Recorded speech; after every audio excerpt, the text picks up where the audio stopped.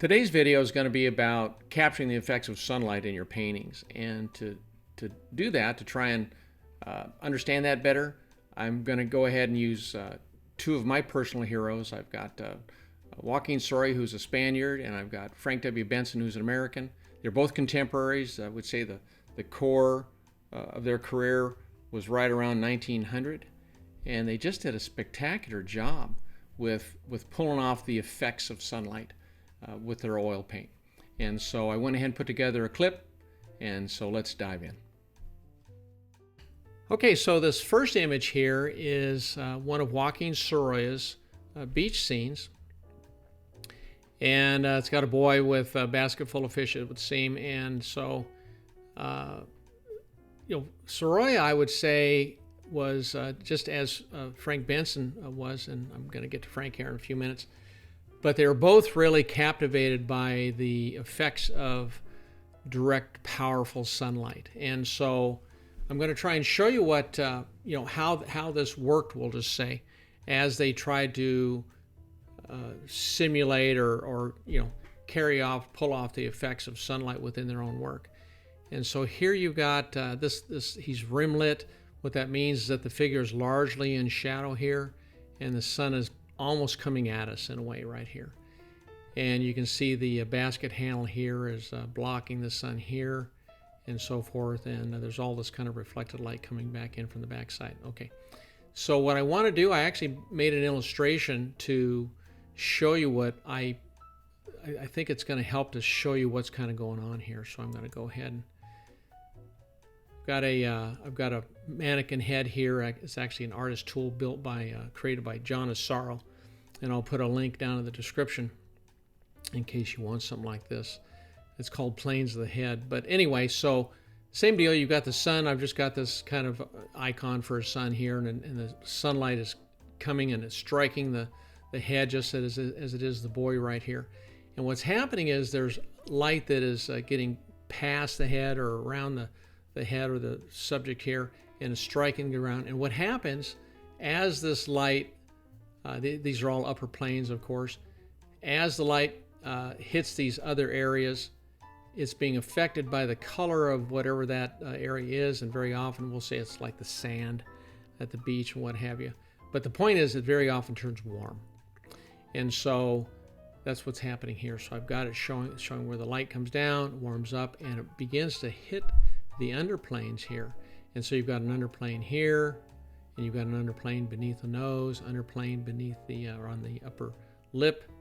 The upper lip is an underplane, and so forth. And you can see all these underplanes are warm. Okay, and so we're going to go back to our boy on the beach, and you can see the same thing here. You can actually see where this armpit right here is probably light striking off the basket and cranking light back in there. It's kind of bright, but all this stuff is warm. In comparison to this is an upper plane of the shadow that's relatively cool. You can see his stomach here is warm. You can see the basket is warm. You can see the wrist right here in the shadow on the underplane is warm, and his neck and all this, and of course his elbow and forearm here. This is all warm stuff. Okay, so now we're going to go back to the illustration again, and I'm going to go ahead and show you the upper planes because they're being blocked by the brow right here on the Sorolla head is blocking the flow of light right here. These upper planes are cool. So you've got this section right here is cool. You can see this is cool under the nose. The upper plane and these are all upper planes. Upper plane on the lip, on the lower lip, and then of course on the chin right here. These are all upper planes. And the reason for that is because the canopy of the sky, which of course is super cold, is going to go ahead and it's basically blue light, cool light that's coming in, that's able to go ahead and manifest itself and kind of, you're almost reflecting. It's almost, if you put a mirror right in here, you'd almost want to see the blue sky, the blue canopy up above. So that's just this blue light coming in on these upper planes. So here you've got direct sunlight coming in. The underplanes are made warmer from the sunlight reflected from the ground, and that leaves the upper planes in the shadow to remain cold because they're reflecting the sky above.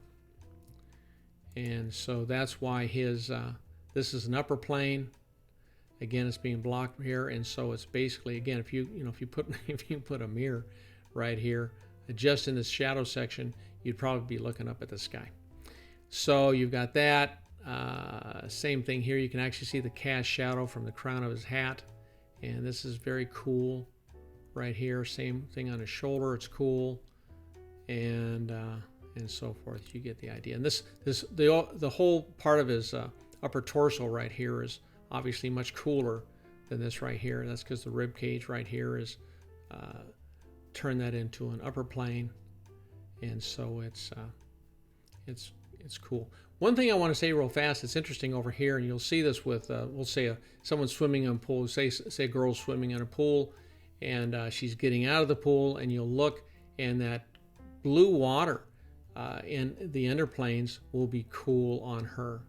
It won't be warm like this, just because that is a cool source of reflected light there. Okay, so there's that. Let's see if I can get this to work. There's that.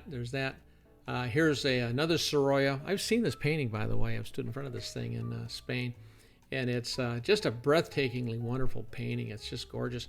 But you can still see the same thing. You can see, although this is formlit, this is the light is almost coming over our shoulders, and we'll say 3/4 or we'll say 3/4 of them is in direct light, but we still have the arm blocking this the direct sunlight right here on this upper plane in the shadow, and it's cool. Upper plane, the shadow is cool. And then as the form rolls down and around here, you can actually see, if you compare that shadow right there, it's darker and colder. And then you've got this light bouncing up here, and this is warmer and a little lighter. So same thing here. If you compare the cool shadow here to this right here, you can see the difference. Okay, and so there's that one. This is a very complicated painting. This thing, boy, there's a lot going on here, but it's still the same stuff. If you look for it, it's going on. You've got this warm reflected light here, and underplane right here is warm. The upper part of the forearm here is cooler in comparison. Same thing here. The top of this garment is cooler.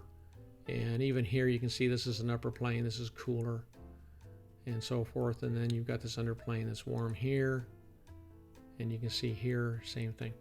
So it's just more of the same stuff. You know, this underplane is having this warm reflected light bouncing back up in to warm those underplanes. So the next one is going to be one of Frank Weston Benson's. And Frank Benson was an American. And by the way, I forgot to mention that Frank Benson and Joaquin Sorolla were born within a year of each other. Benson was born in 1862, and Joaquin Sorolla was born in 1863, both in the middle of the Civil War. Of course, one's an American, one's a Spaniard, but the point is they were both chasing the sunlight as they grew up to be adult artists. And same thing you can see happening here. Upper plane is cool, underplane is warm, upper plane, this is all in the shadow. Upper plane of the shadow is cool, upper plane of the shadow is cool. Underplanes in the shadow, from all this light bouncing back up here, these underplanes are warm. It's an interesting spot right here. You can actually see the cool, illustrators used to call this the hump. That's where the core of the shadow, where the form rolls, and you can see that that's actually cool, and then it warms up because it becomes an underplane here, and then this cast shadow is cooled off here. So it's it's cool, warm, cool. Pretty snazzy. You can see it over here too. Warm underplane, warm underplane. Okay, so now we're going to get another one of Frank Benson's.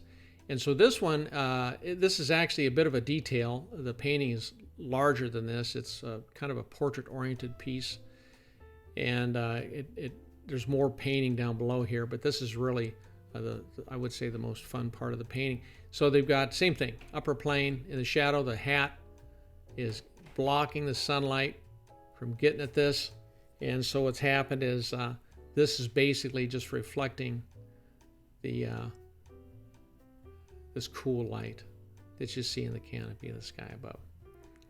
And then you can see this warm underplane here. Same thing, warm underplane, warm underplane, warm underplane.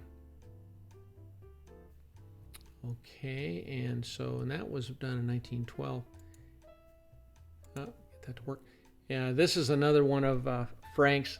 This was done in 1904. And by the way, I got to say something real quick. It's interesting because in 1904, Frank was 42 years old. And at 42, of course, he was right in the heart of his career, I would say, in his prime. And, when I started doing the research to create this video, and of course I ran across this thing. This looks very much like an N.C. Wyeth in many ways. If you take a look at N.C. Wyeth's work, or people that know his work, you'll know what I'm talking about. Anyway, so N.C. Wyeth, interestingly enough, was 20 years younger. So Wyeth would have been 22 when Frank painted this at 42. So you have to just wonder if Frank Benson, in fact, had an influence on the young N.C. Wyeth. Maybe. Who knows? Okay, so same thing. So you can see upper plane in the shadow here. This is obviously in the shadow because of her ponytail here, and or the tail of her hair. And so you can see this is cool. And then there's the core of the shadow, and then you can see this warm underplane on the forearm, and back of her neck here, and so forth. You can see all this light bouncing back into these lateral planes back in here, where the light's just coming in, hitting the inside of the boat and pushing the light back in there. Now these guys, I have to tell you, I'm showing you this stuff because these guys have had a huge impact on me. I will tell you that my work is not nearly as colorful. It just isn't, and I just don't push the colors quite as much as they did. I really think their stuff is gorgeous, and so again, that's why I'm showing you this stuff. But on the other hand, mine is my colors are not quite as pronounced. So this is one of my pieces, but I just wanted to show you the influence. So same thing. You can see the cool upper planes up in here. Cool upper planes, cool upper plane. This is all in the shadow. And it's interesting. You can actually see the canopy of the sky here in this reflection in that rear fender.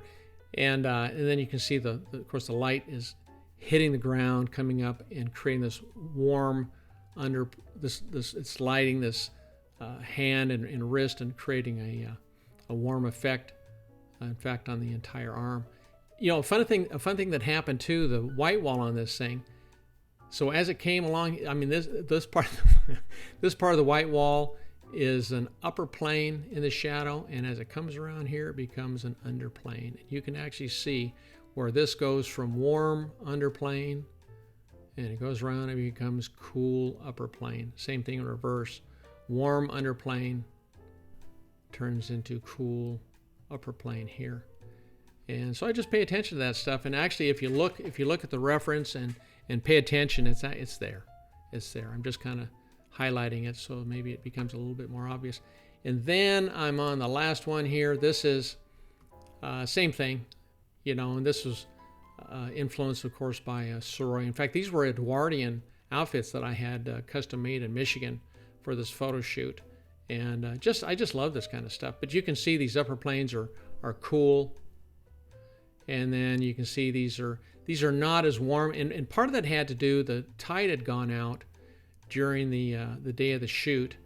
And so it was just not that, it wasn't the hot sandy beach, or whatever that would have pushed a lot of warm colors back up into the back side of this thing. This is rimlet too, of course, by the way. So there you go. That's about it. I just wanted to take and show you the influence that Benson and Sorolla both had on me. They're both amazing painters, and I just thought I'd go ahead and share that with you. My name is Chris Mummert. Thanks for watching.